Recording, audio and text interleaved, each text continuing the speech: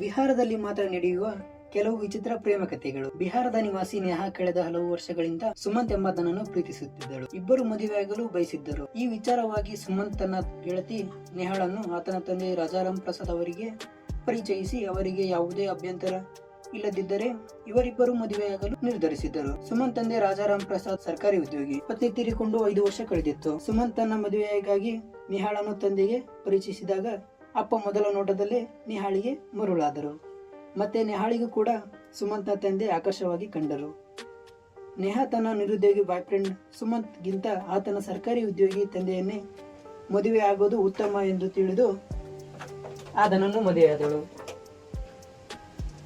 ತದನಂತರ ಸುಮಂತ್ಗೆ ಜೀವನ ಸಂಗಾತಿಯಾಗಬೇಕಿದ್ದ ನೇಹಾ ಈಗ ಆತನ ತಾಯಿಯಾಗಿದ್ದಾಳೆ. ಇದರ ಬಗ್ಗೆ ನಿಮ್ಮ ಅಭಿಪ್ರಾಯವನ್ನು ಕಮೆಂಟ್ ಮೂಲಕ ತಿಳಿಸಿ.